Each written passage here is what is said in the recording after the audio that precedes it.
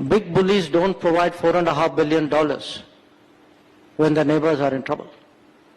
Big bullies don't supply vaccines to other countries when COVID is on. I would say even with Maldives. External affairs minister Jaishankar साहब कल उन्होंने media में एक statement दिया कि हम बुली नहीं हैं, हम किसी कंट्री पे हावी नहीं होना चाहते। अगर होना चाहते होते तो हम वैक्सीन क्यों देते, और क्या $4.5 बिलियन कोई और कंट्री दे सकता है? किसी और ने दिए हैं? सीधा इशारा चाइना पे और मालदीव्स पे। भारत जो है वो इतना मजबूत होता जा रहा है और हो गया है। जयशंकर साहब ने बोला कि हम किसी को पैसा दे रहे हैं, किसी कंट्री को वैक्सीन दे रहे हैं, हम बुली नहीं करते। जो सार्क का मकसद था वो ये था कि इकोनॉमिक ग्रोथ कैसे होनी है, कलेक्टिव सेल्फ रिलायंस खिते को क्या चाहिए, लेकिन भारत समझता है कि आज सार्क की कोई वैल्यू नहीं है।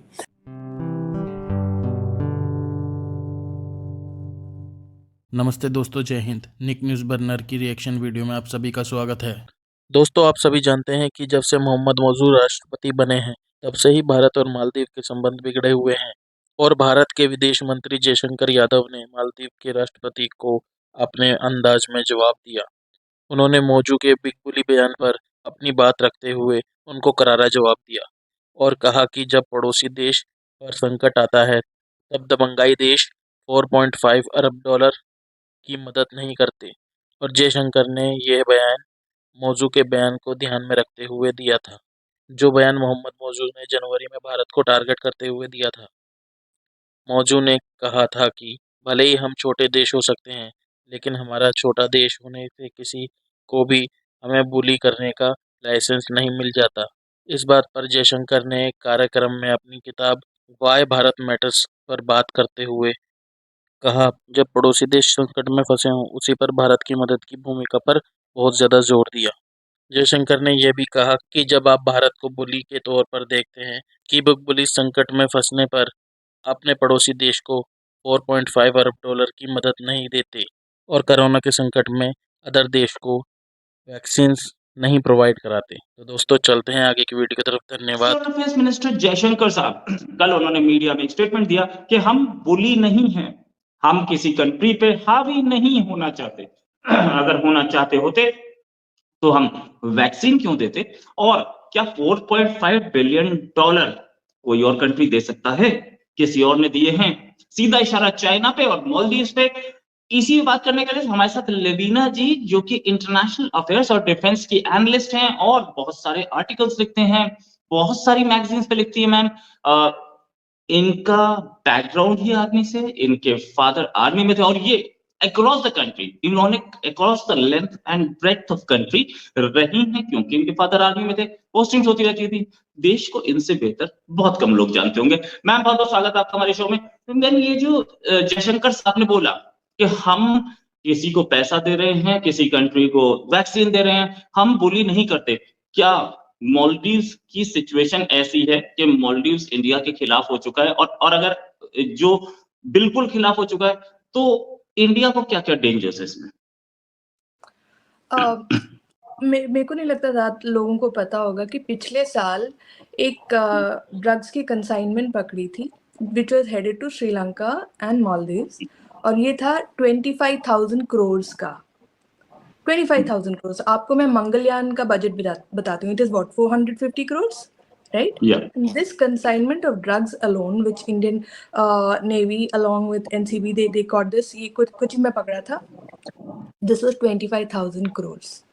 And ये जो drugs smuggle करते हैं, ये जो एरिया है, that area of Maldives, Sri-Lanka, ये एक drugs, narcotics, terrorism का एक एरिया है।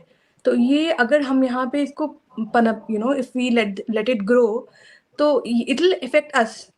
जैसे श्रीलंका में ईस्टर ब्लास्ट हुआ था, we know it is like a ticking bomb. अगर हम लोग कुछ करेंगे नहीं मालदीव्स को, और मालदीव्स का क्या है कि 1200 आइलैंड्स हैं, तो lot of these islands are not occupied.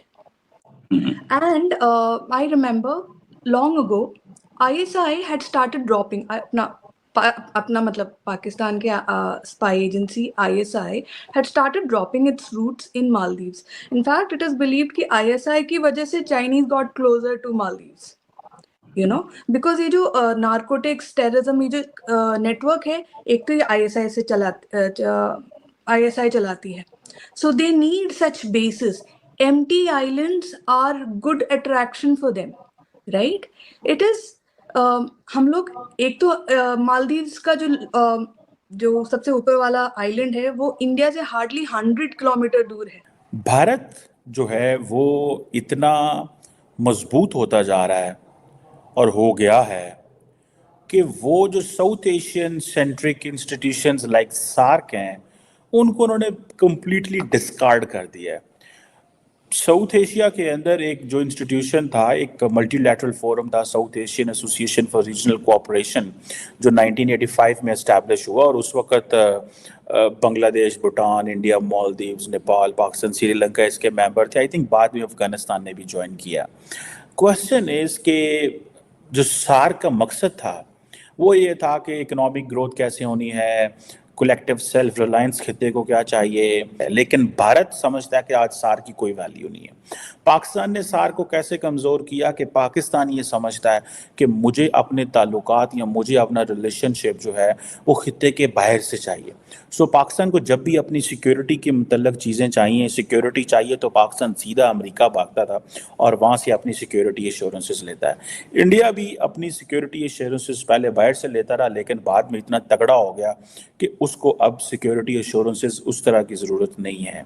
Question ये है कि डॉक्टर जयशंकर जो हैं, जिन्होंने कल एक डिस्कशन में ये कहा कि सार्क जो है ना इज डेड, और वो एक डॉक्टर जयशंकर पहले भी बात करते हैं जी कि terrorism by night and trade by day, ये इंडिया पाकिस्तान पे कॉन्टीन्यूसली एक ही बात किए जा रहा है.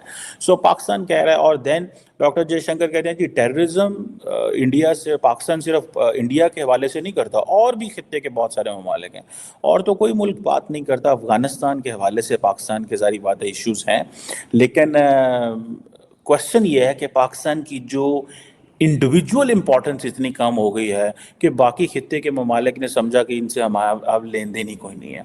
सो डॉक्टर जयशंकर जो बात करते हैं कि सार्क की जब रिवाइवल की बात करते हैं तो असल में हम ये बात करते हैं कि क्या हम इस मुल्क के साथ ताल्लुकात चाहते हैं कि नहीं चाहते. सो इंडिया ने, मैंने आपको बहुत देर पहले से कहना शुरू कर दिया था, इंडिया ने पाकिस्तान को कम्प्लीटली डिस्कार्ड कर दिया. वो समझते हैं कोई ज़रूरत ही नहीं है. The moment we start dialogue with Pakistan, the moment Pakistan will get mainstream. So never let Pakistan get mainstream. Pakistan को mainstream नहीं होने देना. This is what is the plan of Dr. Jaishankar and India. And so far they have been very successful. दोस्तों, अगर आपको हमारी video पसंद आई है तो प्लीज़ लाइक ज़रूर करें और साथ में शेयर करना ना भूलें. और साथ ही दोस्तों, ऐसी ही लेटेस्ट वीडियो देखने के लिए हमारे चैनल को सब्सक्राइब करें, साथ ही बेल का आइकन जरूर दबाएं ताकि सबसे पहले आपको हमारी वीडियो की नोटिफिकेशन मिल सके. धन्यवाद.